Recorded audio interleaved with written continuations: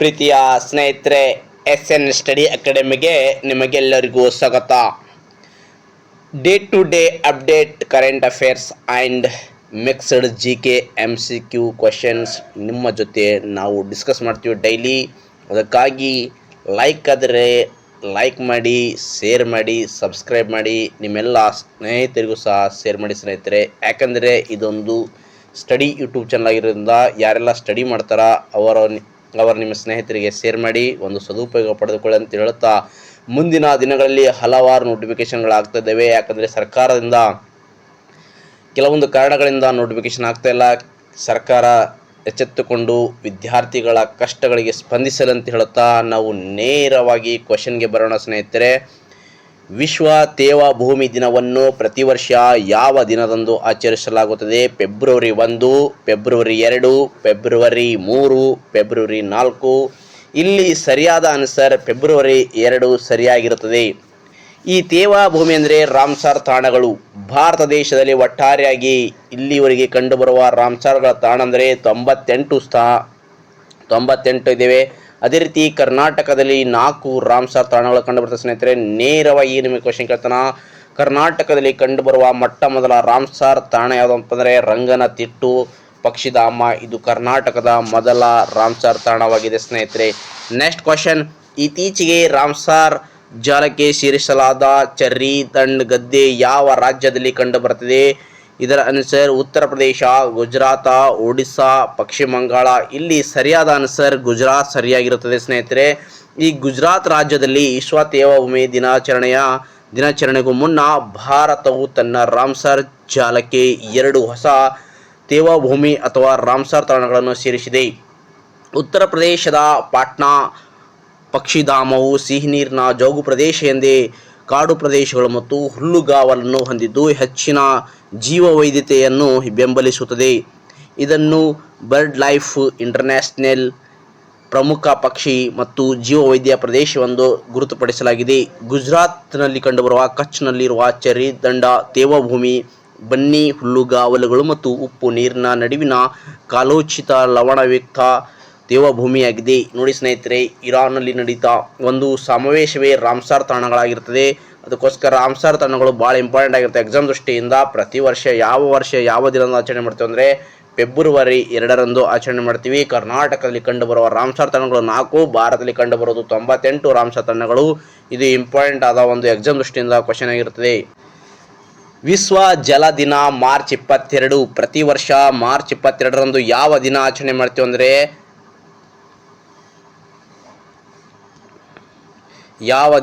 March 22ರಂದು ವಿಶ್ವ ಜಲ ದಿನ.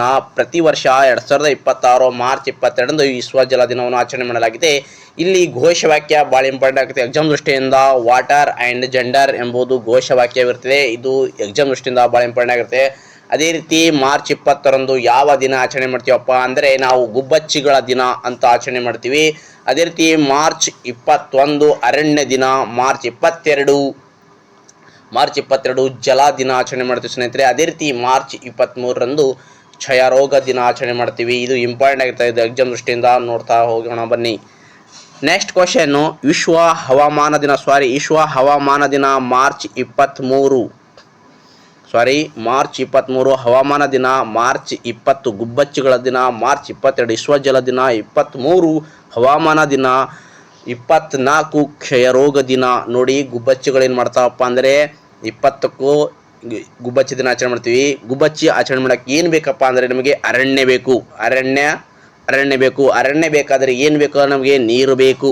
ನೀರು ಏನು ಮಾಡ್ತಾವಪ್ಪ ಅಂದ್ರೆ ಹವಾಮಾನದಿಂದ ಕೆಟ್ಟೋಗಿರುತ್ತೆ ಅಂತ ತಿಳ್ಕೊಳ್ಳಿ.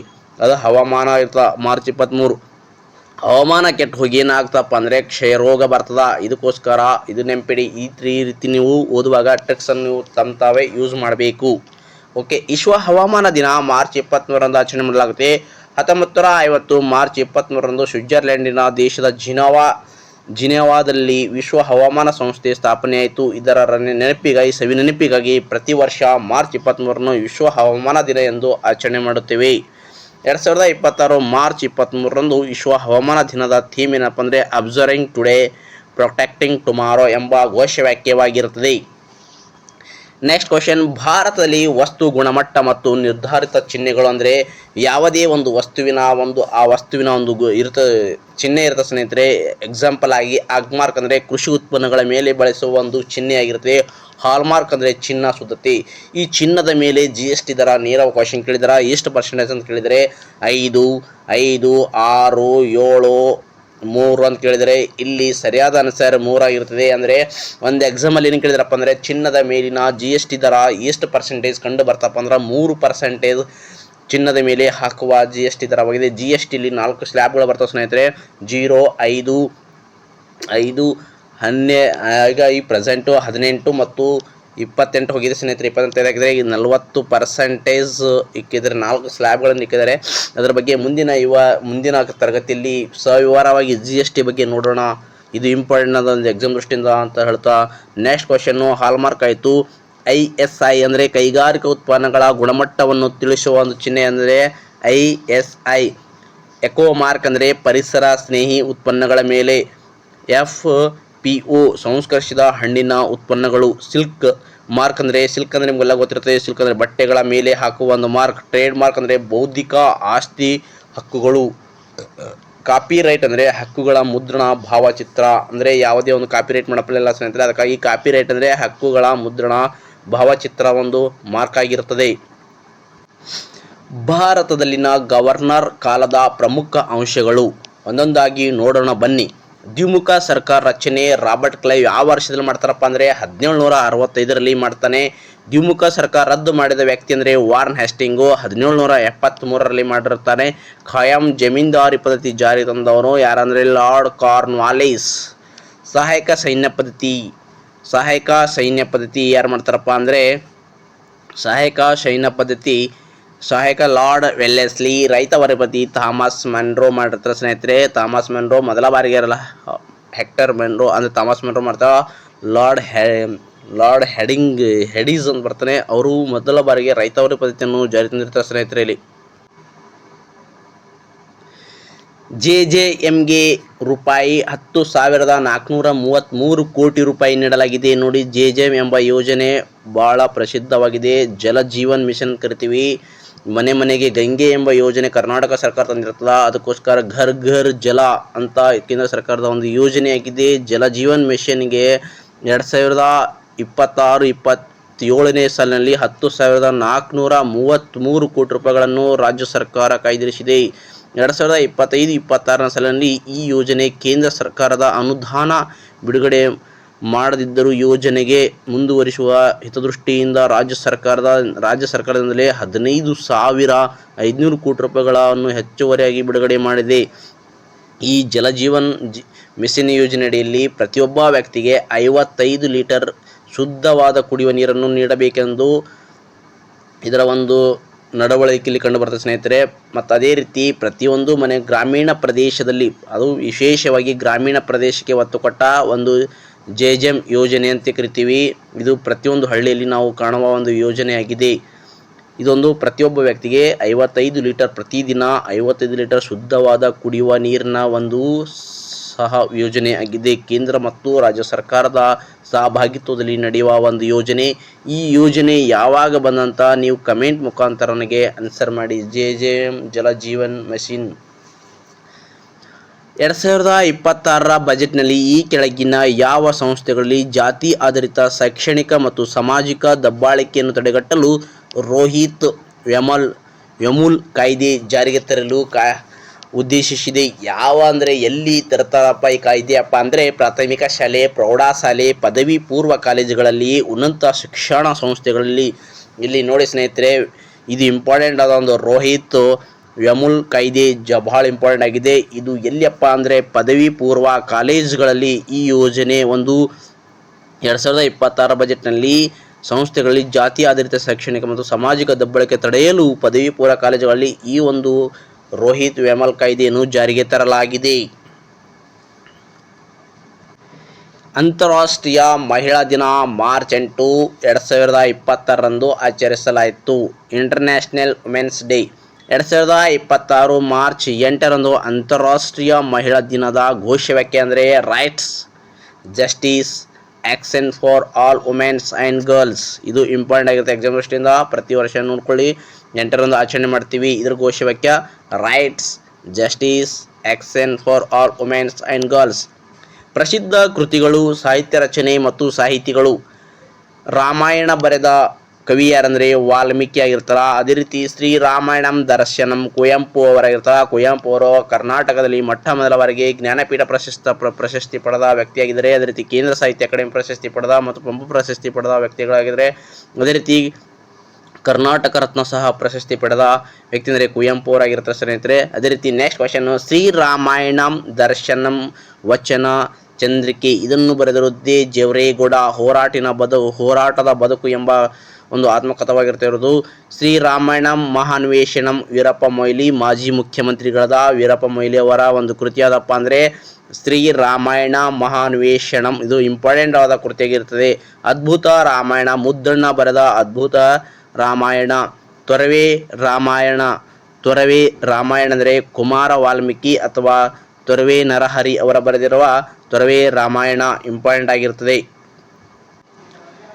ಪ್ರೀತಿಯ ಸ್ನೇಹಿತರೆ, SN ಸ್ಟಡಿ ಅಕಾಡೆಮಿಗೆ ನಿಮಗೆಲ್ಲರಿಗೂ ಸ್ವಾಗತ.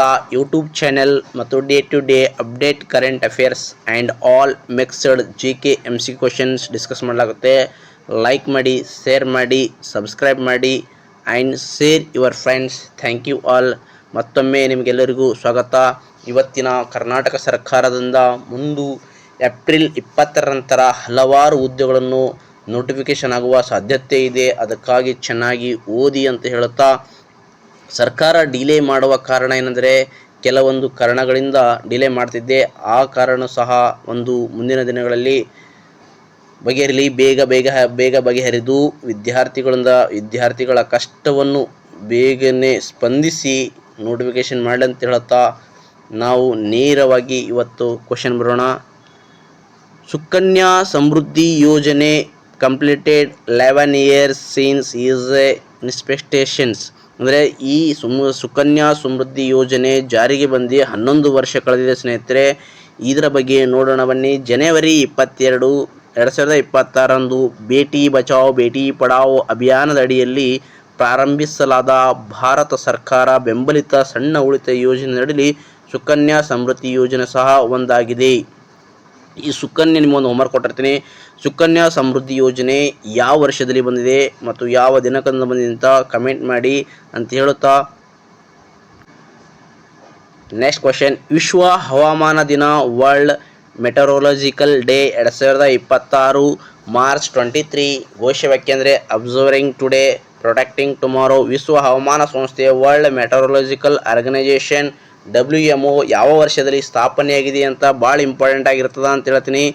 ಯಾಕಂದರೆ 1950 ಮಾರ್ಚ್ 23ರಂದು ಪ್ರಧಾನ ಕಚೇರಿ ಜಿನವಾದಲ್ಲಿ ಕಂಡುಬರ್ತದೆ. WMO ಕಚೇರಿ ಎಲ್ಲಿ ಕಂಡುಬರ್ತಪ್ಪ ಅಂದರೆ ಸ್ವಿಟ್ಜರ್ಲೆಂಡಿನ ಜಿನವಾದಲ್ಲಿ ಕಂಡುಬರುವ ಒಂದು WMO ಯಾವ ಸ್ಥಾಪನೆ ಆಯಿತು 1950 ಮಾರ್ಚ್ 23ರಂದು. ಪ್ರತಿ ವರ್ಷ ಇದರ ಸವಿ ನೆನಪಿಗಾಗಿ ಏನು ಮಾಡ್ತೀವಪ್ಪ ಅಂದರೆ ವಿಶ್ವ ಹವಾಮಾನ ದಿನವಾಗಿ ಆಚರಣೆ ಮಾಡ್ತೀವಿ. ವಿಶ್ವ ಹವಾಮಾನ ದಿನ ಆಚರಣೆ ಮಾಡಿದರೆ ಗುಬ್ಬಚ್ಚಿಗಳ ದಿನ ಮಾರ್ಚ್ 20ರಂದು. ಅದೇ ರೀತಿ ಮಾರ್ಚ್ 20ರಂದು ಗುಬ್ಬಚ್ಚಿಗಳ ದಿನಾಚರಣೆ ಮಾಡಿದರೆ ಮಾರ್ಚ್ 21 ಯಾವ ದಿನ ಆಚರಣೆ ಮಾಡ್ತೀವಿ ಅಂದರೆ ಫಾರೆಸ್ಟ್ ಡೇ. ಮಾರ್ಚ್ 22 ವಿಶ್ವ ಜಲ ದಿನ. ಮಾರ್ಚ್ 23 ವಿಶ್ವ ಹವಾಮಾನ ದಿನ. ಮಾರ್ಚ್ 24 ಕ್ಷಯರೋಗ ದಿನ ಅಂತ ಸವಿನೆನಪಿಗಾಗಿ ಆಚರಣೆ ಮಾಡುತ್ತೇವೆ. WMO ಸವಿನೆನಪಿಗಾಗಿ ಆಚರಣೆ ಮಾಡುವ ದಿನ ಯಾವುದಂತ ಅಂದರೆ ವಿಶ್ವ ಹವಾಮಾನ ದಿನ ಅಂತ ಹೇಳುತ್ತೆ. ಇಲ್ಲಿ ಮತ್ತೊಮ್ಮೆ ನೋಡಿ ಸ್ನೇಹಿತರೆ, ನಿಮಗೆ ಇದು ಇಂಪಾರ್ಟೆಂಟ್ ಕ್ವಶನ್ ಆಗಿರ್ತದೆ. ಯಾಕಂದರೆ PC, PSI ಇನ್ನಿತರ ಎಕ್ಸಾಮ್ಗಳಲ್ಲಿ ನೇರವಾಗಿ ಕ್ವಶನ್ ಕೇಳ್ತಾರೆ ಅಥವಾ ಹೊಂದಿಸಿ ಬರಲಿ ಕೇಳ್ತಾರೆ ಮತ್ತು ಯಾವುದು ಮ್ಯಾಚ್ ಆಗಿಲ್ಲ ಅಂತ ಸಹ ಕೇಳ್ತಾರೆ. ಅದಕ್ಕಾಗಿ ಇದು ಇಂಪಾರ್ಟೆಂಟ್ ಕ್ವಶನು. ಮಾರ್ಚ್ 20 ಯಾವ ದಿನ? ವಿಶ್ವ ಗುಬ್ಬಚ್ಚಿಗಳ ದಿನ. ಇನ್ನೊಂದಿದೆ ಮಾರ್ಚ್ 20 ವಿಶ್ವ ಸಂತೋಷ ದಿನ. ಮಾರ್ಚ್ 21 ವಿಶ್ವ ಅರಣ್ಯ ದಿನ. ಮಾರ್ಚ್ 21 ವಿಶ್ವ ಕವಿಗಳ ದಿನ. ಮಾರ್ಚ್ 22 ವಿಶ್ವ ಜಲ ದಿನ. ಮಾರ್ಚ್ 23 ವಿಶ್ವ ವಾತಾವರಣ ಅಥವಾ ವಿಶ್ವ ಹವಾಮಾನ ದಿನ.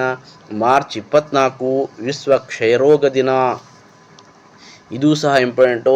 ಭಾರತ ಯಾವ ವರ್ಷದಲ್ಲಿ ಕ್ಷಯಮುಕ್ತ ಭಾರತ ಎಂದು ಘೋಷಣೆಯಾಗುತ್ತೆ ಅಂತ ನೀವು ನಮ್ಮ ಕಮೆಂಟ್ ಮುಖಾಂತರ ನೀವು ಆನ್ಸರ್ ಮಾಡಿ. ನಮ್ಮ ನಂದಿನಿ ನಮ್ಮ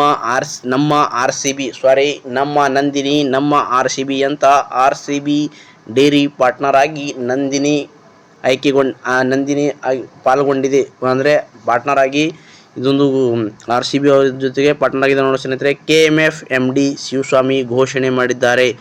ಪ್ರತಿಷ್ಠಿತ IPL T20 ಟೂರ್ನ ಆರಂಭಕ್ಕೆ ಪೂರ್ವಭಾವಿಯಾಗಿ ರಾಜ್ಯದ ಹೆಮ್ಮೆಯ ಕರ್ನಾಟಕ ಹಾಲು ಮಹಾಮಂಡಳಿ Nandini brand royal challengers Bengaluru ತಂಡದ ಅಧಿಕೃತ ಡೈರಿ ಪಾಲುದಾರರಾಗಿ ಕೈಜೋಡಿಸಿದೆ.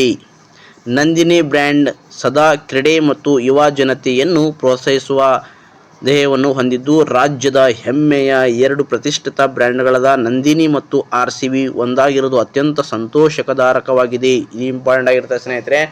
RCB ಯೊಂದಿಗೆ ಯಾವ ಒಂದು ಮಂಡಳಿ ಪಾರ್ಟ್ನರ್ ಆಗಿ ಗುರುತಿಸಿಕೊಂಡಿದ್ದರೆ ನಮ್ಮ ಕರ್ನಾಟಕದ ಹೆಮ್ಮೆಯ ನಮ್ಮ ನಂದಿನಿ. ಈ ಕರ್ನಾಟಕದಲ್ಲಿ ಹಾಲು ಒಕ್ಕೂಟಗಳ ಸಂಖ್ಯೆ ಎಷ್ಟಪ್ಪ ಅಂದ್ರೆ 13 ನೋಡಿ ಸ್ನೇಹಿತರೆ. 13 ಹಾಲು ಮಂಡಳಿಗಳು ಕಂಡು ಬರ್ತಾವ. ಇದು ಸಹ ಇಂಪಾರ್ಟೆಂಟು. ನಾನು ನಿಮಗೊಂದು ವರ್ಕ್ ಕೊಟ್ಟಿರ್ತೀನಿ. ಯಾಕಪ್ಪ ಅಂದ್ರೆ ನಾವು ಹೇಳ್ತಾ ಹೋಗೋದು ಇಂಪಾರ್ಟೆಂಟ್ ಅಲ್ಲ, ನೀವು ಸಹ ಕಮೆಂಟ್ ಮಾಡಬೇಕು. ಕಮೆಂಟ್ ಮುಖಾಂತರ ಮಾಡಿದಾಗ ನೀವು ಅದರಲ್ಲಿ ಒಂದು ಇದಾಗುತ್ತೆ. ನಂದಿನಿ ಯಾವ ವರ್ಷದಲ್ಲಿ ಸ್ಥಾಪನೆಗೊಂಡಿದೆ ಅಂತ ನಮಗೆ ಕಮೆಂಟ್ ಮುಖಾಂತರ ಆನ್ಸರ್ ಮಾಡಿ. ಅದೇ ರೀತಿ RCB ಯಾವ ವರ್ಷದಲ್ಲಿ IPL ಫೈನಲ್ ಪಂದ್ಯವನ್ನು ಗೆದ್ದಿದೆ ಅಂತ ಕಮೆಂಟ್ ಮಾಡಿ ಸ್ನೇಹಿತರೆ. ಅದೇ ರೀತಿ RCB 2019ನೇ ಆವೃತ್ತಿ ಅಂದರೆ 2026ರಲ್ಲಿ ನಡೆಯುವ 19ನೇ ಆವೃತ್ತಿ ಎಲ್ಲಿ ಉದ್ಘಾಟನೆಗೊಂಡಿದೆ ಅಂತ ನೀವು ಕಮೆಂಟ್ ಮುಖಾಂತರ ನಮಗೆ ಆನ್ಸರ್ ಮಾಡಿ. ಇಲ್ಲಿ ಚಿತ್ರದಲ್ಲಿ ಕಾಣುವ ವ್ಯಕ್ತಿ ಅಂದರೆ ಅಶೋಕ ಚಕ್ರವರ್ತಿ ಆಗಿದ್ದಾರೆ ಸ್ನೇಹಿತರೆ. ಸಾಮ್ರಾಟ್ ಅಶೋಕರು ಅತ್ಯಂತ ಪ್ರಸಿದ್ಧ ರಾಜರಲ್ಲಿ ಒಬ್ಬರಾಗಿದ್ದಾರೆ. ಚಂದ್ರಗುಪ್ತ ಮೌರ್ಯ ಮೊಮ್ಮಗನಾದ ಅಶೋಕರು ಮೊದಲಿಗೆ ಯುದ್ಧ ಪ್ರಿಯರಾಗಿದ್ದು, ಆದರೆ ಕಳಿಂಗ ಯುದ್ಧದ ನಂತರ ಅವರು ಹಿಂಸೆಯನ್ನು ತ್ಯಜಿಸಿ ಬೌದ್ಧ ಧರ್ಮವನ್ನು ಸ್ವೀಕರಿಸುತ್ತಾರೆ ಸ್ನೇಹಿತರೆ. ಅವರ ಕಳಿಂಗ ಯುದ್ಧದಲ್ಲಿ ಮನನೊಂದು ಹಲವಾರು ಸಾವು ನೋವುಗಳನ್ನು ಕಂಡು ನಾನು ಯುದ್ಧ ಮಾಡದೆ ಬೇಡ ಎಂದ ಪ್ರಥಮ ರಾಜ ಅಂದರೆ ಈ ಅಶೋಕ ಮಹಾರಾಜ ಇರ್ತಾರೆ ಸ್ನೇಹಿತರೆ. ಅಶೋಕ ಮಹಾರಾಜರ ಬಗ್ಗೆ ಒಂದು ಸಂಪೂರ್ಣವಾದ ಒಂದು ಮುಂದಿನ ದಿನಗಳಲ್ಲಿ ಕ್ಲಾಸ್ ಮಾಡೋಣ. ಅದಕ್ಕಾಗಿ ಅವರು ದೇಶದಲ್ಲಿ ಶಾಂತಿ ಅಹಿಂಸೆ ಧರ್ಮದ ಪ್ರಚಾರವನ್ನು ಮಾಡಿದ್ದರು. ಅವರ ಮಕ್ಕಳು ಸಹ ಬೌದ್ಧ ಧರ್ಮದ ಬಗ್ಗೆ ಶ್ರೀಲಂಕಾಗೆ ಹೋಗಿರ್ತಾರೆ ಮತ್ತು ಹಲವಾರು ದೇಶಗಳ ಕಡೆಗೆ ಪ್ರಚಾರ ಮಾಡಕ್ಕೆ ಹೋಗಿರ್ತಾರ ಅಂತ ಹೇಳ್ತಾ, ಮುಂದಿನ ದಿನಗಳಲ್ಲಿ ಇವರ ಬಗ್ಗೆ ಸಂಪೂರ್ಣವಾದ ಒಂದು ಇತಿಹಾಸ ಕ್ಲಾಸನ್ನು ಮಾಡುವ ಅಭಿರುಚಿ ಇದೆ. ಆದರೆ ಸಮಯದ ಅಭಾವದ ಕಾರಣದಿಂದ ಕೆಲವೊಂದು ಇತಿಹಾಸದ ಕ್ಲಾಸ್ಗಳು ಮಾಡೋಕ್ಕಾಗ್ತಾಯಿಲ್ಲ. ಇತಿಹಾಸ ಕ್ಲಾಸ್ ಮಾಡೋಣ ಸ್ನೇಹಿತರೆ ಮುಂದಿನ ದಿನಗಳಲ್ಲಿ ಅಂತ ಹೇಳ್ತಾ, 2026 ಜನವರಿ 1ಕ್ಕೆ 9 ವರ್ಷಗಳನ್ನು ಪೂರೈಸಿದ ಪ್ರಧಾನ ಮಂತ್ರಿ ಮಾತೃ ವಂದನ್ ಯೋಜನೆ PMMVY ಯಾವ ಸಚಿವಾಲಯದ ಅಡಿಯಲ್ಲಿ ಕಾರ್ಯನಿರ್ವಹಿಸಿದ ಸ್ನೇಹಿತರೆ. 2026 ಜನವರಿ 1ಕ್ಕೆ 9 ವರ್ಷಗಳನ್ನು ಪೂರೈಸಿದ ಪ್ರಧಾನಮಂತ್ರಿ ಮಾತೃ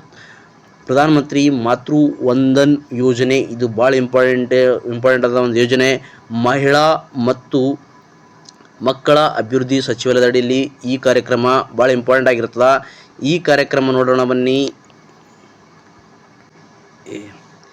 ಪ್ರಧಾನಮಂತ್ರಿ ಮಾತೃವಂದನ್ ಯೋಜನೆ PMMV ಹಿಂದೆ ಇದನ್ನು ಇಂದಿರಾ ಗಾಂಧಿ ಮಾತೃ ಸಂಯೋಗ್ ಯೋಜನೆ ಎಂದು ಕರೆಯಲಾಗಿತ್ತು. ಇದು ಭಾರತ ಸರ್ಕಾರವು ನಡೆಸುತ್ತಿರುವ ಹೆರಿಗೆ ಸೌಲಭ್ಯ ಕಾರ್ಯಕ್ರಮವಾಗಿದೆ. ಮೂಲತಃ 2010ರಲ್ಲಿ ಪ್ರಾರಂಭಿಸಲಾಯಿತು ಮತ್ತು 2017ರಲ್ಲಿ ಮರುನಾಮಕರಣ ಮಾಡಲಾಗಿದ್ದ ಒಂದು ಯೋಜನೆಯಾಗಿದೆ. ಈ ಯೋಜನೆ ಮಹಿಳಾ ಮತ್ತು ಮಕ್ಕಳ ಅಭಿವೃದ್ಧಿ ಸಚಿವಾಲಯದ ಅಡಿಯಲ್ಲಿ ಕಾರ್ಯನಿರ್ವಹಿಸುವ ಒಂದು ಯೋಜನೆಯಾಗಿದೆ. 19 ವರ್ಷ ಅಥವಾ ಅದಕ್ಕಿಂತ ಹೆಚ್ಚಿನ ವಯಸ್ಸಿನ ಗರ್ಭಿಣಿ ಮತ್ತು ಹಾಲುಣಿಸುವ ಮಹಿಳೆಯರಿಗೆ ತಮ್ಮ ಮೊದಲ ಹೆರಿಗೆಗಾಗಿ ನೀಡುವ ಷರತ್ತುಬದ್ಧ ನಗದು ವರ್ಗಾವಣೆಯ ಯೋಜನೆ ಆಗಿದೆ. 2026ರ ವರದಿ ಪ್ರಕಾರ ಚೀನಾವನ್ನು ಮೀರಿಸಿ ವಿಶ್ವದ ಅಗ್ರ ಅಕ್ಕಿ ಉತ್ಪಾದನಾ ರಾಷ್ಟ್ರವಾಗಿ ಹೊರಹೊಮ್ಮಿದ ದೇಶ ಯಾವುದು ಅಂತ ನೇರವಾಗಿ question. Thailand, Vietnam, Bharat, America. ಇಲ್ಲಿ ಸರಿಯಾದ ಆನ್ಸರ್ ಭಾರತ ಸರಿಯಾಗಿದೆ. ಭಾರತವು ಇಡೀ ವಿಶ್ವದಲ್ಲೇ ಚೀನಾವನ್ನು ಹಿಂದಕ್ಕೆ ಅಗ್ರ ರಾಷ್ಟ್ರವಾಗಿ ಹೊರಹೊಮ್ಮಿದ ಭಾರತ ಸ್ನೇಹಿತರೆ. ಭಾರತವು ಹಾಲು ಉತ್ಪಾದನೆಯಲ್ಲಿ ಸಹ ಪ್ರಥಮವಾಗಿದೆ ನೋಡಿ. ಹಾಲು ಉತ್ಪಾದನೆಯಲ್ಲಿ ಸಹ ಭಾರತ ಅಗ್ರಸ್ಥಾನವನ್ನು ಪಡೆದುಕೊಂಡಿದೆ. ಇತ್ತೀಚೆಗೆ ಪರಿಸರ ಅನುಮೋದನೆ ಪಡೆದ ಕಲೆ ಮತ್ತು ಜಲ ವಿದ್ಯುತ್ ಜಲ ವಿದ್ಯುತ್ ಯೋಜನೆ ಯಾವ ಅಪರೂಪದ ಹಕ್ಕಿಯ ಸಂರಕ್ಷಣೆಗೆ ಒತ್ತು ನೀಡಿದರೆ ಬಿಳಿ ಹೊಟ್ಟೆಯ ಹೆರಾನ್ ಎಂಬ ಹಕ್ಕಿಯ ಒಂದು ಈ ಸಂರಕ್ಷಣೆಗೆ ಒತ್ತು ನೀಡಲಾಗಿದೆ. ಪ್ರೀತಿಯ ಸ್ನೇಹಿತರೆ, ಎಸ್ಎನ್ ಸ್ಟಡಿ ಅಕಾಡೆಮಿಗೆ ನಿಮಗೆಲ್ಲರಿಗೂ ಸ್ವಾಗತ. ಇದೊಂದು ನೂತನವಾದ ಅಥವಾ ವಿಶಿಷ್ಟವಾದ ಒಂದು ಯೂಟ್ಯೂಬ್ ಚಾನಲ್ ಆಗಿದೆ. Day to day update, current affairs, mixed GK MCQ questions discuss ಮಾಡಲಾಗುತ್ತೆ. ಲೈಕ್ ಮಾಡಿ, ಶೇರ್ ಮಾಡಿ, ಸಬ್ಸ್ಕ್ರೈಬ್ ಮಾಡಿ ಅಂತ ಹೇಳ್ತಾ ನಿಮ್ಮೆಲ್ಲರಿಗೂ ಥ್ಯಾಂಕ್ ಯು ಸ್ನೇಹಿತರೆ. ಇದೊಂದು ವಿಶಿಷ್ಟವಾದ ಒಂದು ಯೂಟ್ಯೂಬ್ ಚಾನಲ್ ಆಗಿದೆ. New income tax forms, old versus new income tax forms, what changes from April 2026. First ನಾವು ಇನ್ಕಮ್ ಟ್ಯಾಕ್ಸ್ ಬಗ್ಗೆ ನೋಡ್ಕೊಂತ ಭಾರತದ ಆರ್ಥಿಕ ವರ್ಷ ಯಾವುದು? ಭಾರತದಲ್ಲಿ ಆರ್ಥಿಕ ವರ್ಷ ಆರಂಭವಾಗುವುದು ಏಪ್ರಿಲ್ 1ರಿಂದ ಮಾರ್ಚ್ 31ರವರೆಗೆ ಕಂಪ್ಲೀಟ್ ಮಾಡ್ತಾರೆ ಸ್ನೇಹಿತರೆ ಭಾರತ ಆರ್ಥಿಕ ವರ್ಷ. ಈ ಆರ್ಥಿಕ ವರ್ಷದಲ್ಲಿ ನಾವು ಇನ್ಕಮ್ ಟ್ಯಾಕ್ಸ್ ಆಗಿರ್ಬೋದು ಅಥವಾ TDS ಆಗಿರ್ಬೋದು, GST ಆಗಿರ್ಬೋದು, ಇವೆಲ್ಲವನ್ನು ದಿನನಿತ್ಯದಲ್ಲಿ ಬಿಸ್ನೆಸ್ ಮಾಡುವರ ಒಂದು ದಿನನಿತ್ಯದಲ್ಲಿ ಕಂಡುಬರುವ ಇದೊಂದು ಪೋರ್ಟಲ್ಗಳಾಗಿರ್ತವೆ ಅಥವಾ ಇದೊಂದು ಅವರು ದಿನನಿತ್ಯ ಮಾಡುವ ಒಂದು ಕಾರ್ಯವಾಗಿರುತ್ತೆ ಸ್ನೇಹಿತರೆ. ಇದ್ರ ಬಗ್ಗೆ ನಾನು ಯಾಕೆ ತೆಗೆದುಕೊಳ್ತಿದ್ದೇನೆ ಅಂದರೆ ಇಲ್ಲಿ ಕೆಲವೊಂದು ಚೇಂಜಸ್ ಆಗಿದೆ ಸ್ನೇಹಿತರೆ. 2026-27ರ ಬಜೆಟ್ನಲ್ಲಿ ಕೆಲವೊಂದು ಚೇಂಜಸ್ ಮಾಡಿದ್ದಾರೆ. ಅದಕ್ಕಾಗಿ ಇಲ್ಲಿ ಪ್ರಪೋಸ್ ಮತ್ತು ಡಿಸ್ಕ್ರಿಪ್ಷನ್ ಕೊಟ್ಟಿದ್ದೀನಿ. ಓಲ್ಡ್ ಫಾರಮ್ಸು ಅಂದರೆ ಭಾರತ ದೇಶದಲ್ಲಿ ಇನ್ಕಮ್ ಟ್ಯಾಕ್ಸ್ ಆ್ಯಕ್ಟ್ ಅಥವಾ ಕಾಯ್ದೆ, ಇದು ಯಾವ ವರ್ಷಪ್ಪ ಅಂದರೆ 1961ರ ಕಾಯ್ದೆ ಪ್ರಕಾರ ನಾವೇನು ಮಾಡ್ತೀವಿ ಅಂದರೆ ಇನ್ಕಮ್ ಟ್ಯಾಕ್ಸ್ ಆ್ಯಕ್ಟನ್ನು ಕಾಯ್ದೆ ಕಂಡು ಬರ್ತದೆ ಸ್ನೇಹಿತರೆ. ಈ 1961ರ ಕಾಯ್ದೆಗೆ ಕೆಲವೊಂದು ಚೇಂಜಸ್ ಮಾಡಿದ್ದಾರೆ. ಅಂದರೆ ಕೆಲವೊಂದು ಫಾರ್ಮ್ಸು ಮತ್ತು ಆ್ಯಕ್ಟ್ಗಳನ್ನು ಚೇಂಜಸ್ ಮಾಡಿದ್ದಾರೆ. ಇಲ್ಲಿ ನೋಡಿ, declaration to avoid TDS non senior and senior. ಇಲ್ಲಿ ಫಾರ್ಮ್ 1961ರ ಕಾಯ್ದೆ ಪ್ರಕಾರ ಫಾರಮ್ 15 ಅಥವಾ 15G.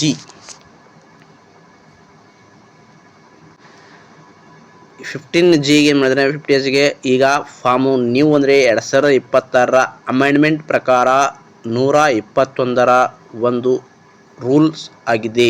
ನ್ಯೂ ನೋಟಿಫೈಡ್ ಫಾರಮ್ 121 ಆಗಿರುತ್ತದೆ. Employee investment and HRA declaration form ಏನಾಗಿತ್ತು ಅಂದರೆ 1961ರ ಕಾಯ್ದೆ ಪ್ರಕಾರ ಫಾರಮ್ ಸಂಖ್ಯೆ 12BB ಆಗಿತ್ತು. ಆದರೆ ನ್ಯೂ ಫಾರಮ್ ಅಂದರೆ ಹೊಸ ಒಂದು ಫಾರಮ್ ಯಾವುದಪ್ಪ ಅಂದರೆ 124. ಅದೇ ರೀತಿ TDS ಸರ್ಟಿಫಿಕೇಟ್ ಫಾರ್ ಸ್ಯಾಲ್ರಿ ಅಂದರೆ ಓಲ್ಡ್ ಫಾರಮ್ ಪ್ರಕಾರ 1961ರ ಕಾಯ್ದೆ ಪ್ರಕಾರ 16ರಲ್ಲಿ ನಾವು ಡಿಟೇಲ್ ಆಗಿ ಇದ್ರ ಬಗ್ಗೆ ನೋಡಬೇಕಿತ್ತು. ಆದರೆ 2026ರ ಕಾಯ್ದೆ ಪ್ರಕಾರ ಫಾರಮ್ ಸಂಖ್ಯೆ 130ರಲ್ಲಿ ನಾವು ಕಾಣ್ತೀವಿ. ಅದೇ ರೀತಿ annual tax statement AIS and tax credit form ಸಂಖ್ಯೆ 1961ರ ಕಾಯ್ದೆ ಪ್ರಕಾರ 26 AS ಇದ್ದರೆ ಈಗ ಆ ಫಾರ್ಮ್ ಸಂಖ್ಯೆ ಏಟಪ್ಪ ಅಂದರೆ 168 ಅಥವಾ 168.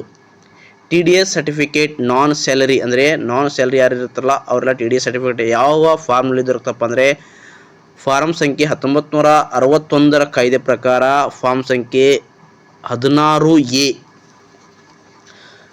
ಅದೇ ರೀತಿ ನ್ಯೂ ಫಾರ್ಮ್ ಸಂಖ್ಯೆ 131 ಅಥವಾ 131 ಫಾರ್ಮಲ್ಲಿ ನಾವು ಕಾಣಬಹುದು.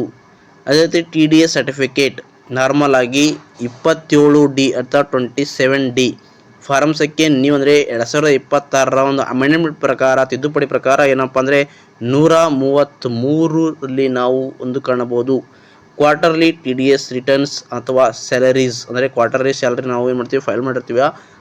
ಫೈಲ್ ಎಲ್ಲಿ ಸಿಗ್ತಪ್ಪ ಅಂದರೆ ಫಾರಮ್ 1961ರ ಕಾಯ್ದೆ ಪ್ರಕಾರ 24Q ಆಗಿತ್ತು. ಆದರೆ ನ್ಯೂ ಫಾರಮ್ ಸಂಖ್ಯೆ 138 ಅಥವಾ 138 ಸರಿಯಾಗಿರ್ತದೆ. ನೆಕ್ಸ್ಟ್ ಕ್ವಶನು, ರಾಜ್ಯಸಭೆಯನ್ನು ಯಾವಾಗ ವಿಸರ್ಜಿಸಲಾಗುತ್ತದೆ ಅಂದರೆ ರಾಜ್ಯಸಭೆಯನ್ನು ಯಾವಾಗ ವಿಸರ್ಜಿಸಲಾಗುತ್ತದೆ? ಇದು ಇಂಪಾರ್ಟೆಂಟ್ ಆದ ಕ್ವಶನು. ಇದು ಕನ್ಫ್ಯೂಷನ್ ಕ್ವಶನ್ ಆಗಿರ್ತದೆ.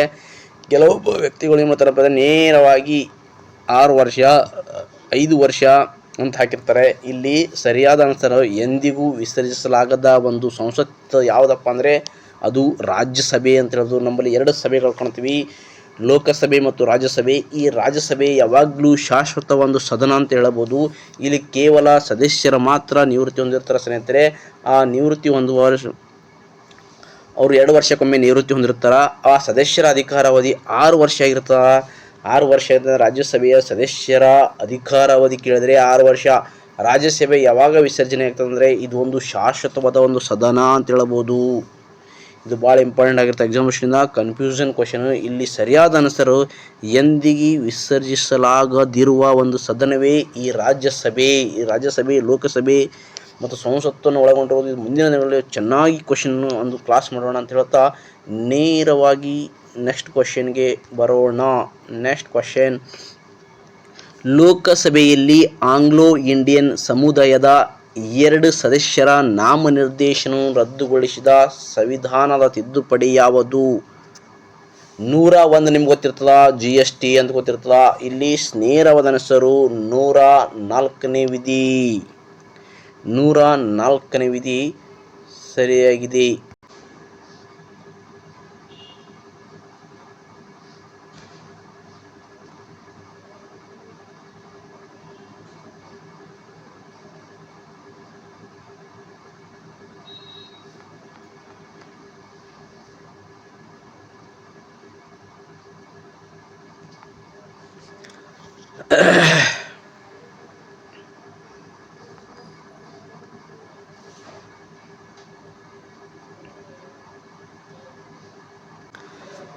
ಮಾರ್ಚ್ 2020 ಹೊತ್ತಿಗೆ ಭಾರತೀಯ ಸಂವಿಧಾನದ 101ರಿಂದ 106ನೇ ತಿದ್ದುಪಡಿಗಳು ಅಂದರೆ 101ನೇ ತಿದ್ದುಪಡಿ ಅಂದರೆ GST ಸಂವಿಧಾನಿಕ ಆಗಿರುತ್ತದೆ. GST ಪರಿಚಯವಾಗಿರುತ್ತದೆ. ಅದೇ ರೀತಿ NCBCಗೆ ಸಂವಿಧಾನಿಕ ಸ್ಥಾನಮಾನ 102ನೇ ಸ್ಥಾನವಾಗಿರುತ್ತದೆ. ಅದೇ ರೀತಿ 10% EWS ಮೀಸಲಾತಿ 103ನೇದು. SC/ST ಮೀಸಲಾತಿ ವಿಸ್ತರಣೆ ಆಗಿರುತ್ತದೆ 103ನೇದು. ಅದೇ ರೀತಿ 104ನೇ ಪ್ರಮುಖ ಸಂವಿಧಾನ ತಿದ್ದುಪಡಿಗಳು 101ರಿಂದ 106ನೇವರೆಗಿನ ತಿದ್ದುಪಡಿಗಳ ಪಟ್ಟಿಯಲ್ಲಿದೆ. 101ನೇ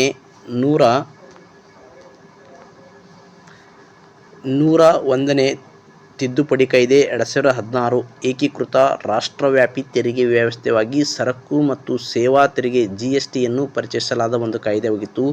102ನೇ ತಿದ್ದುಪಡಿ ಕಾಯ್ದೆ 2018 ರಾಷ್ಟ್ರೀಯ ಹಿಂದುಳಿದ ವರ್ಗಗಳ ಆಯೋಗಕ್ಕೆ NCBC ಸಂವಿಧಾನಿಕ ಸ್ಥಾನಮಾನ ನೀಡಲಾಯಿತು. ಅಂದರೆ OBCಗೆ ಸಂವಿಧಾನಾತ್ಮಕ ಸ್ಥಾನ ನೀಡಲಾಯಿತು. 103ನೇ ತಿದ್ದುಪಡಿ ಕಾಯ್ದೆ 2019 ಶಿಕ್ಷಣ ಮತ್ತು ಉದ್ಯೋಗದಲ್ಲಿ ಆರ್ಥಿಕವಾಗಿ ದುರ್ಬಲ ವರ್ಗಗಳಿಗೆ EWS 10% ಮೀಸಲಾತಿಯನ್ನು ಒದಗಿಸಲಾದ ಒಂದು ತಿದ್ದುಪಡಿ ಕಾಯ್ದೆ ಅಂದರೆ 103 ಮತ್ತು 103ನೇ ತಿದ್ದುಪಡಿ 2019ರಲ್ಲಿ. ಅದೇ ರೀತಿ 104ನೇ ತಿದ್ದುಪಡಿ ಕಾಯ್ದೆ 2020 ಶಾಸಕಾಂಗಗಳಲ್ಲಿ SC/ST ಮೀಸಲಾತಿ 10 ವರ್ಷಗಳ ಕಾಲ ವಿಸ್ತರಿಸಲಾಗಿದೆ ಮತ್ತು ಆಂಗ್ಲೋ ಇಂಡಿಯನ್ ಮೀಸಲಾತಿ ಸ್ಥಾನಗಳನ್ನು ರದ್ದುಗೊಳಿಸಲಾಗಿದೆ. ಇದು ನಮ್ಮ ಸರಿಯಾದ ಆನ್ಸರ್ ಆಗಿರ್ತದೆ ಸ್ನೇಹಿತರಲ್ಲಿ ಕೇಳಿದರೆ ಕ್ವಶನು. 105ನೇ ತಿದ್ದುಪಡಿ ಕಾಯ್ದೆ 2021 ಸಾಮಾಜಿಕವಾಗಿ ಮತ್ತು ಶೈಕ್ಷಣಿಕವಾಗಿ ಹಿಂದುಳಿದ ವರ್ಗಗಳ ತಮ್ಮದೇ ಆದ ಪಟ್ಟಿಗಳನ್ನು ಗುರುತಿಸಲು ನಿರ್ವಹಿಸಲು ರಾಜ್ಯ ಸರ್ಕಾರಗಳಿಗೆ ಅಧಿಕಾರವಿದೆ ಎಂದು ಸ್ಪಷ್ಟವಾಗಿ ಹೇಳುವ ತಿದ್ದುಪಡಿ ಯಾವುದಪ್ಪ ಅಂದರೆ 105ನೇ ತಿದ್ದುಪಡಿ 2021ರಲ್ಲಿ. ಇವು ಇಂಪಾರ್ಟೆಂಟ್ ಆಗಿರ್ತವೆ, ಅದಕ್ಕಾಗಿ ನೋಡಿಕೊಳ್ಳಿ.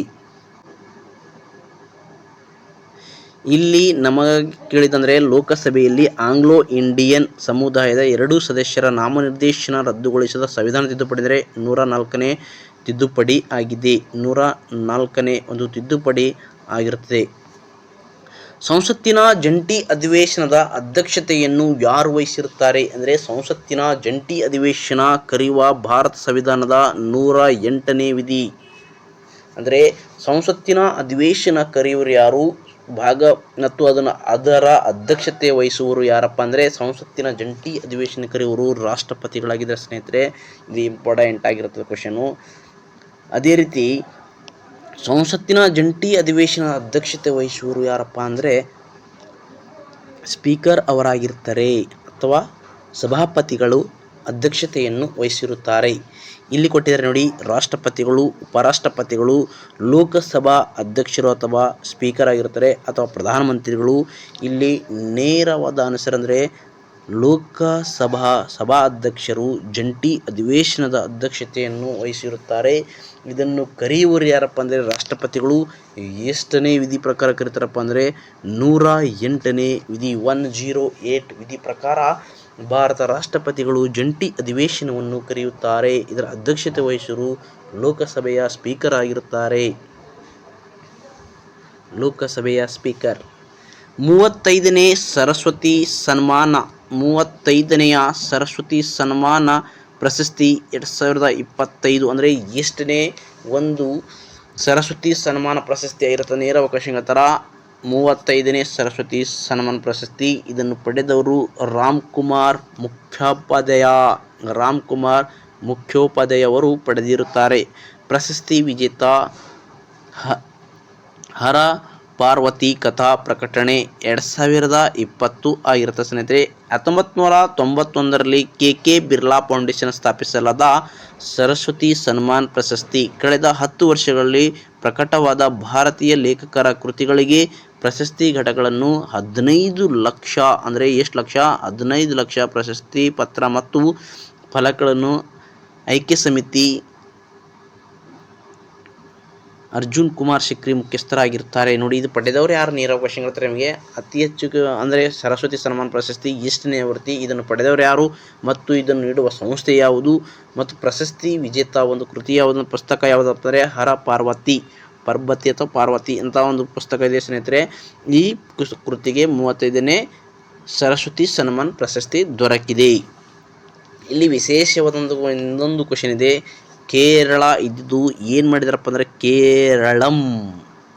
ಕೇರಳ ರಾಜ್ಯದ ಹೆಸರನ್ನು ಮುಂದಿನ ದಿನಗಳಲ್ಲಿ ಯಾವ ರೀತಿ ಕರಿತೀವಪ್ಪ ಅಂದರೆ ಕೇರಳಂ ಅಂತ ಕರಿತೀವಿ. ಬದಲಾಯಿಸುವ ಪ್ರಸ್ತಾವನೆಗೆ ಕೇಂದ್ರ ಸಚಿವ ಸಂಪುಟ ಫೆಬ್ರವರಿ 24, 2026 ಅನುಮೋದನೆ ಸಹ ನೀಡಿದೆ. ಮುಂದಿನ ದಿನಗಳಲ್ಲಿ ಕೇರಳ ಅಂತ ಕರಿಬಿಡ ಸ್ನೇಹಿತರೆ. ಇಲ್ಲಿ ಕೇರಳಂ ಅಂತ ಕರಿಬೇಕು. ಕೇರಳ ರಾಜ್ಯವನ್ನು ಏನೆಂದು ಕರಿಬೇಕಂದ್ರೆ ಕೇರಳಂ. ಇದು ಒಂದು ಸರಳ ಬಹುಮತದ ಮೂಲಕ ಇದನ್ನು ರಾಜ್ಯಗಳ ಹೆಸರು ಗಡಿ ಮತ್ತು ಆ ರಾಜ್ಯದ ಹೆಸರನ್ನು ನಾವು ಚೇಂಜ್ ಮಾಡಬಹುದು. ಸರಳ ಬಹುಮತದ ಮೂಲಕ ತಿದ್ದುಪಡಿ ಮಾಡಬಹುದು.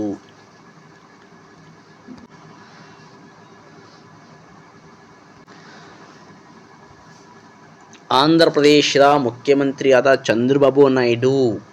ಆಂಧ್ರ ಪ್ರದೇಶ ರಾಜ್ಯವು ಅಂದರೆ ಆಂಧ್ರ ಪ್ರದೇಶ ಪ್ರಮಾಣೀಕರಣ ಪಡೆದ ಮೊದಲ ರಾಜ್ಯವಾಗಿದೆ. ಆಂಧ್ರ ಪ್ರದೇಶ ಅರಣ್ಯ ಮತ್ತು ಅಭಿವೃದ್ಧಿ ನಿಗಮ APFDC ಯು ಇತ್ತೀಚೆಗೆ ಭಾರತೀಯ ಅರಣ್ಯ ಮತ್ತು ಪ್ರಮಾಣೀಕರಣ ಯೋಜನೆಯ ಅಡಿಯಲ್ಲಿ ಪ್ರಮಾಣ್ ಎಂಬ ಒಂದು ಪಡೆದ ಮೊದಲ ರಾಜ್ಯವಾಗಿದೆ. ಈ ಆಂಧ್ರ ಪ್ರದೇಶ ಏನು ಮಾಡಿದಪ್ಪ ಅಂದರೆ ಪ್ರಮಾಣಿಕ ಪಡೆದ ಮೊದಲ ರಾಜ್ಯವಾಗಿದೆ. ನೋಡಿ, ಇದು ಎಲ್ಲಪ್ಪ ಅಂದರೆ ಭಾರತೀಯ ಅರಣ್ಯ ಮತ್ತು ಪ್ರಮಾಣೀಕರಣ ಯೋಜನೆಯಡಿಯಲ್ಲಿ ಒಂದು ಪಡೆದ ಪ್ರಶಸ್ತಿ ಯಾವುದಪ್ಪ ಅಂದರೆ ಆಂಧ್ರ ಪ್ರದೇಶ್. ಈ ಆಂಧ್ರ ಪ್ರದೇಶದಲ್ಲಿ 25ನೇಯ ಹೈಕೋರ್ಟ್ ಸ್ಥಾಪನೆಯಾಗಿದೆ. ಇದು ಸಹ ನೆನಪಿಡಬೇಕು. ಭಾರತ ದೇಶದ 25ನೇ ಹೈಕೋರ್ಟ್ ಯಾವುದಪ್ಪ ಅಂದರೆ 25ನೇ ಹೈಕೋರ್ಟು ಆಂಧ್ರ ಪ್ರದೇಶದಲ್ಲಿ ಸ್ಥಾಪನೆಯಾದ. ಭಾರತದಲ್ಲಿ ಒಟ್ಟಾರೆಯಾಗಿ ಹೈಕೋರ್ಟ್ಗಳ ಸಂಖ್ಯೆ 25 ಆಗಿರುತ್ತವೆ. 25ನೇ ಹೈಕೋರ್ಟು ಆಂಧ್ರ ಪ್ರದೇಶದ ಅಮರಾವತಿಯಲ್ಲಿ ಕಂಡುಬರುತ್ತಾ. ಆಂಧ್ರ ಪ್ರದೇಶದ ರಾಜಧಾನಿ ಅಮರಾವತಿಯಾಗಿರುತ್ತೆ ಸ್ನೇಹಿತರೆ. ಆಂಧ್ರ ಪ್ರದೇಶದ ಉಪಮುಖ್ಯಮಂತ್ರಿ ಪವನ್ ಕಲ್ಯಾಣ್ ಅವರಾಗಿರ್ತಾರೆ. ನೋಡಿ, ಸ್ವತಂತ್ರ ಭಾರತದ ಪ್ರಥಮ ಭಾರತೀಯ ಗವರ್ನರ್ ಜನರಲ್ ಹಾಗೂ ಬ್ರಿಟಿಷ್ ಇಂಡಿಯಾದ ಕೊನೆಯ ಗವರ್ನರ್ ಜನರಲ್ಗಳು ಯಾರ್ಯಾರು ಅಂತ ಹೇಳಿದರೆ, ಇಲ್ಲಿ ನೋಡಿ, ಒಂದನೇದು ರಾಜೇಂದ್ರ ಪ್ರಸಾದ್ ಮತ್ತು ಲಾರ್ಡ್ ವಿಲಿಯಂ ಮೆಂಟಿಕು. ಎರಡನೇದು ಪಂಡಿತ್ ಜವಾಹರ್ಲಾಲ್ ನೆಹರು, ಲಾರ್ಡ್ ವಿಲಿಯಂ ಮೆಂಟಿಕಾ. Sardar Vallabhbhai Patel, Warren Hastings. ನಾಲ್ಕನೇದು C Raja Gopalachari, lord Mountbatten. ಇಲ್ಲಿ ಸರಿಯಾದ ಅನುಸಾರ ನಾಲ್ಕನೇ ಹೇಳಿಕೆ ಸರಿ ಇರುತ್ತೆ ಸ್ನೇಹಿತರೆ. ಸಿ ರಾಜಗೋಪಾಲಾಚಾರಿ ಮತ್ತು ಲಾರ್ಡ್ ಮೌಂಟ್ ಬ್ಯಾಟನ್ ಇವರು ಸ್ವತಂತ್ರ ಭಾರತ ಪ್ರಥಮ ಮತ್ತು ಭಾರತೀಯ ಗವರ್ನರ್ ಜನರಲ್ ಹಾಗೂ ಬ್ರಿಟಿಷ್ ಇಂಡಿಯಾದ ಕೊನೆಯ ಗವರ್ನರ್ ಜನರಲ್ಗಳಾಗಿರ್ತಾರೆ. ಇದು ಎಕ್ಸಾಮ್ ದೃಷ್ಟಿಯಿಂದ ಭಾಳ ಇಂಪಾರ್ಟೆಂಟ್ ಆಗಿರ್ತಲ್ಲ. ಪಾಕಿಸ್ತಾನದೊಂದಿಗೆ ಗಡಿಯನ್ನು ಹಂಚಿಕೊಂಡಿರುವ ಭಾರತದ ರಾಜ್ಯಗಳು. ಇಲ್ಲಿ ನೋಡಿ, ಯಾಕಂದರೆ ಇದು ಇಂಪಾರ್ಟೆಂಟ್ ಕ್ವಶನು. ಇತ್ತೀಚಿನ ದಿನಗಳಲ್ಲಿ ಮಧ್ಯ ಪ್ರಾಚ್ಯ ದೇಶಗಳಲ್ಲಿ ಯುದ್ಧಗಳನ್ನು ಸಂಭವಿಸುತ್ತದೆ. ಅದಕ್ಕಾಗಿ ಭಾರತ ದೇಶದೊಂದಿಗೆ ಯಾವ ರಾಜ್ಯಗಳು ಗಡಿ ಹಂಚಿಕೊಂಡಿದ್ದೇವೆ, ಯಾವ ದೇಶಗಳು ಗಡಿ ಹಂಚಿಕೊಂಡಿದೆ ಅಂತ ಭಾಳ ಇಂಪಾರ್ಟೆಂಟ್ ಆಗಿರ್ತದೆ. ಮತ್ತು ಯಾವ್ಯಾವ ದೇಶಗಳು ಎಷ್ಟು ರಾಜ್ಯಗಳೊಂದಿಗೆ ತಮ್ಮ ಗಡಿಯನ್ನು ಹಂಚಿಕೊಂಡಿವೆ. ಅತಿ ಹೆಚ್ಚು ಗಡಿಯನ್ನು ಹಂಚಿಕೊಂಡಿರುವ ಭಾರತ ದೇಶವು ಅತಿ ಹೆಚ್ಚು ಗಡಿ ಹಂಚಿಕೊಂಡಿರುವ ರಾಷ್ಟ್ರ ಯಾವುದು ಭಾರತ ದೇಶದೊಂದಿಗೆ, ಅದು ಸಹ ಇಂಪಾರ್ಟೆಂಟು. ಅತಿ ಕಡಿಮೆ ಯಾವುದು ಅಂತ ಸಹ ನಿಮಗೆ ಅಲ್ಲಿ ಇಂಪಾರ್ಟೆಂಟ್ ಆಗಿರ್ತದೆ ಸ್ನೇಹಿತರೆ. ಇಲ್ಲಿ ಅತಿ ಹೆಚ್ಚು ಅಂದರೆ ಬಾಂಗ್ಲಾದೇಶು ಅತಿ ಕಡಿಮೆ ಅಂದರೆ ಅಫ್ಘಾನಿಸ್ತಾನ 80 ಕಿಲೋಮೀಟರ್ ಆಗಿರ್ತದೆ. ಇಲ್ಲಿ ಪಾಕಿಸ್ತಾನದೊಂದಿಗೆ ಗಡಿಯನ್ನು ಹಂಚಿಕೊಂಡಿರುವ ಭಾರತ ರಾಜ್ಯಗಳೆಂದರೆ ಲಡಾಖ್, ಪಂಜಾಬ್, ಗುಜರಾತ್, ರಾಜಸ್ಥಾನ್, ಜಮ್ಮು ಮತ್ತು ಕಾಶ್ಮೀರ. ಲಡಾಖು, ಪಂಜಾಬು, ಗುಜರಾತು, ರಾಜಸ್ಥಾನ, ಜಮ್ಮು ಮತ್ತು ಕಾಶ್ಮೀರ. ಲಫಂಗ ರಾಜ ಅಂತ ಬಿಡಿ, ಲಫಂಗ ರಾಜ ನೆನಪಿಟ್ರೆ ಇದು ಒಂದು ಟ್ರಿಕ್ಸ್ ಕೋಡ್ ಆಗಿದೆ. ಲಫಂಗ ರಾಜ. ಲ ಅಂದರೆ ಲಡಾಖು, ಪ ಅಂದರೆ ಪಂಜಾಬ್, ಜ ಅಂದರೆ ಗುಜರಾತು, ರ ಅಂದರೆ ರಾಜಸ್ಥಾನ್, ಜ ಅಂದರೆ ಜಮ್ಮು ಮತ್ತು ಕಾಶ್ಮೀರ್. ಇದು ಆನ್ಸರ್ ಸರಿಯಾಗಿರುತ್ತದೆ. ನೆಕ್ಸ್ಟ್ ಕ್ವಶನು, ವಾಯುಮಂಡಲದಲ್ಲಿರುವ ಪ್ರಮುಖ ಅನಿಲಗಳು ಅಂದರೆ ನಾವು ದಿನನಿತ್ಯ ನಮ್ಮ ವಾಯುಮಂಡಲದಲ್ಲಿರುವ ಅನಿಲಗಳು ಯಾವ್ಯಾವ ಅಂತ ನೋಡ್ತೀವಿ. ಅದು ಒಂದು ನೈಟ್ರೋಜನ್ ಆಗಿರ್ತದೆ, ಇನ್ನೊಂದು ಆಕ್ಸಿಜನ್ ಆಗಿರ್ತದೆ, ಇನ್ನೊಂದು ಆರ್ಗನ್, ನಾಲ್ಕನೇದು ಕಾರ್ಬನ್ ಡೈಆಕ್ಸೈಡ್. ನೈಟ್ರೋಜನ್ ಎಷ್ಟು ಪ್ರಮಾಣ ಅಂದಪ್ಪ ಅಂದರೆ 78.8% ಆಗಿರ್ತದೆ ಅಂದರೆ ಹವಾಮಾನದಲ್ಲಿ, ವಾಯುಮಂಡಲದಲ್ಲಿ.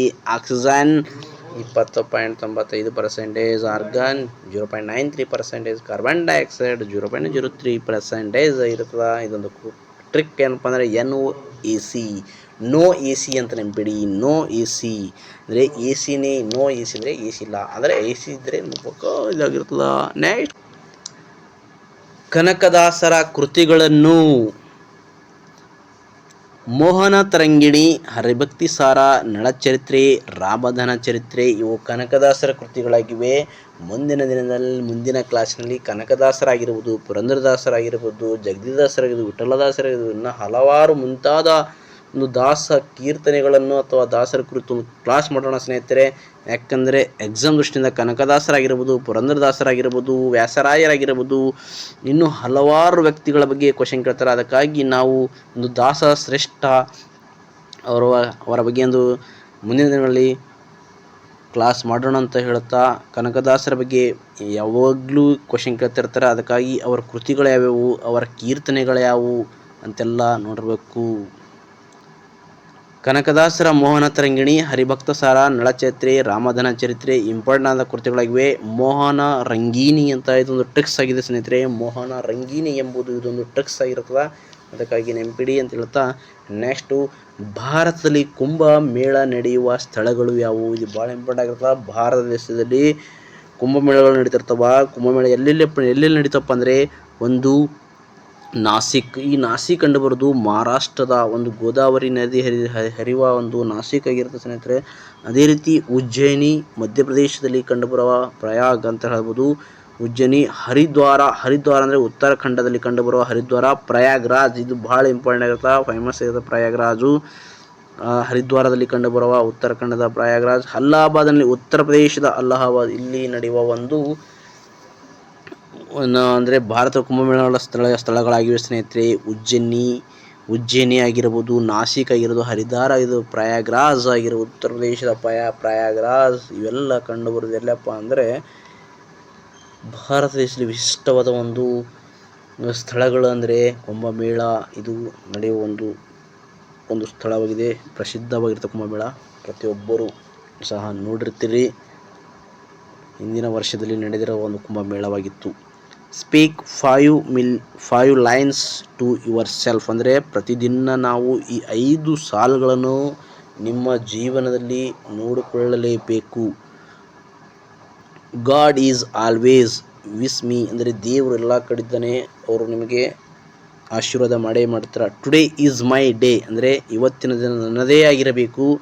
ಐ ಆಮ್ ಎ ವಿನ್ನರ್ ನಾನೇ ಗೆಲ್ಲಲೇಬೇಕು ಅಂದರೆ ನಾನೇ ಗೆಲ್ಲಲೇಬೇಕು. ಐ ಆಮ್ ದ ಬೆಸ್ಟ್ ನಾನೇ ಒಬ್ಬ ಒಳ್ಳೆ ವ್ಯಕ್ತಿ.